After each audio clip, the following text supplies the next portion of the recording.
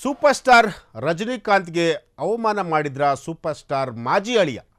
ಇದು super star Rajinikanth ಬಗೆಗಿನ ಸ್ಫೋಟಕ ಸುದ್ದಿ.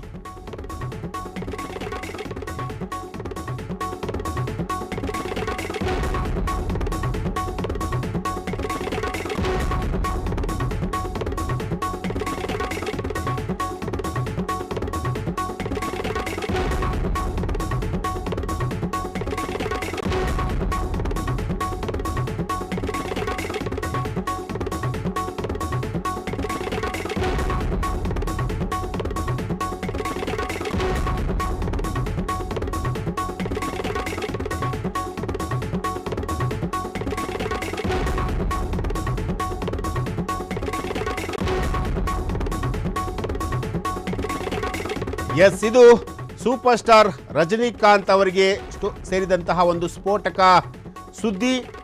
ನಟ ರಜನಿಕಾಂತ್ಗೆ ಅವಮಾನ ಮಾಡಿದ್ರ ಸೂಪರ್ ಸ್ಟಾರ್ ಮಾಜಿ ಹಳಿಯ. 1 ವರ್ಷದ ಹಿಂದೆ ಡಿವೋರ್ಸ್ ಪಡೆದಿದ್ದ ನಟ ಧನುಷ್ ಆದ್ರೀಗ ಮತ್ತೆ ಸದ್ದು ಮಾಡುತ್ತಿದೆ ಧನುಷ್ ಅವರ ಹೇಳಿಕೆ. ಮಾಜಿ ಮಾವನನ್ನೇ ಅವಮಾನ ಮಾಡಿಬಿಟ್ರ ನಟ ಧನುಷ್. ಸೂಪರ್ ಸ್ಟಾರ್ ರಜನಿಕಾಂತ್ ಬಗ್ಗೆ ಹಿಂಗ್ಯಾಕೆ ಹೇಳಿದ್ರು ನಟ ಧನುಷ್?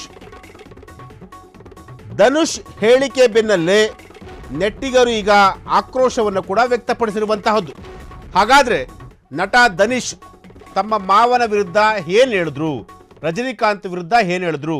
ಎಸ್, ಇದು ಸೂಪರ್ ಸ್ಟಾರ್ ರಜನಿಕಾಂತ್ ಅವರ ಕುಟುಂಬಕ್ಕೆ ಸೇರಿದಂತಹ ಒಂದು ಸ್ಫೋಟಕ ಸುದ್ದಿ. ಈ ಒಂದು ಸ್ಫೋಟಕ ಸುದ್ದಿಯನ್ನು ನಿಮ್ಮ ಫ್ರೀಡಮ್ ಟಿವಿ ಈಗ ಬಯಲು ಮಾಡ್ತಿರುವಂತಹದ್ದು. 1 ವರ್ಷದ ಹಿಂದೆ ನಟ ಧನುಷ್ ರಜನಿಕಾಂತ್ ಅವರ ಮಗಳಿಂದ ಡಿವೋರ್ಸನ್ನು ಕೂಡ ಪಡೆದುಕೊಂಡಿದ್ರು.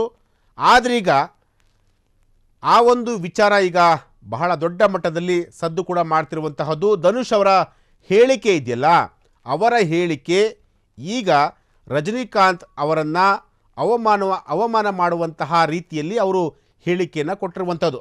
ಯಾವ ರೀತಿಯಾಗಿ ಹೇಳಿಕೆ ಕೊಟ್ಟರು? ಹಾಗಾದರೆ ಧನುಷ್ ಏನು ಹೇಳಿದ್ರು? ಧನುಷ್ ಹೇಳಿಕೆ ಈಗ ಸೋಷಿಯಲ್ ಮೀಡಿಯಾದಲ್ಲಿ ಸಾಕಷ್ಟು ನೆಟ್ಟಿಗರ ಆಕ್ರೋಶಕ್ಕೆ ಕೂಡ ಕಾರಣವಾಗಿರುವಂತಹದ್ದು. ಎಸ್, ಇದು ಸೂಪರ್ ಸ್ಟಾರ್ ರಜನಿಕಾಂತ್ ಅವರ ಕುಟುಂಬಕ್ಕೆ ಸೇರಿದಂತಹ ಒಂದು ಸ್ಫೋಟಕ ಸುದ್ದಿ. ಈಗ ಮತ್ತೊಂದು ಬ್ರೇಕಿಂಗ್ ನ್ಯೂಸ್ ಬರ್ತಾ ಇದೆ. ಪತ್ರಿಕಾಗೋಷ್ಠಿಯಲ್ಲಿ ಹಳೆಯ ನೆನಪು ಮೆಲುಕು ಹಾಕಿದ್ದ ನಟ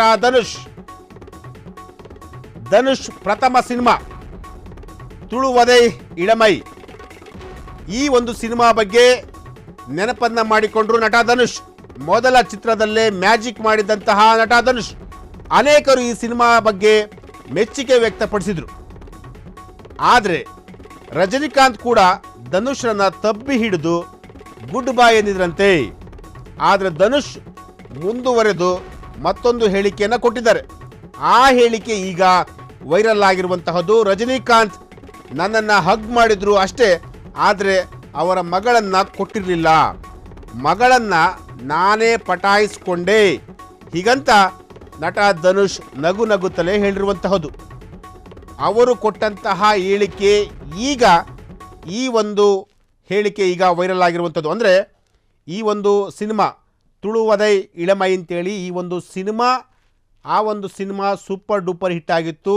ಮೊದಲ ಸಿನಿಮಾ, ಧನುಷ್ ಅವರ ಮೊದಲ ಸಿನಿಮಾ.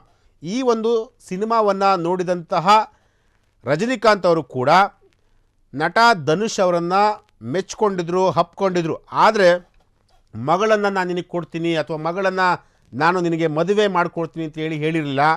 ನಾನು ರಜನಿಕಾಂತ್ ಅವರ ಮಗಳನ್ನು ಪಟಾಯಿಸ್ಕೊಂಡು ನಾನು ಮದುವೆ ಮಾಡಿಕೊಂಡೆ ಅಂತೇಳಿ ನಗುತ್ತಲೇ ಈ ರೀತಿಯಾದಂತಹ ಒಂದು ಹೇಳಿಕೆಯನ್ನು ಕೊಟ್ಟಿರುವಂಥದ್ದು. ಈ ಒಂದು ಹೇಳಿಕೆ ಇದೆಯಲ್ಲ, ಅಂದರೆ ಅವತ್ತು ಕೊಟ್ಟಂತಹ ಹೇಳಿಕೆ, ಆ ಹೇಳಿಕೆಯ ಆಡಿಯೋ ಇವತ್ತು ಈಗ ಸಿಕ್ಕಾಬಟ್ಟೆ ವೈರಲ್ ಆಗಿರುವಂತಹದ್ದು.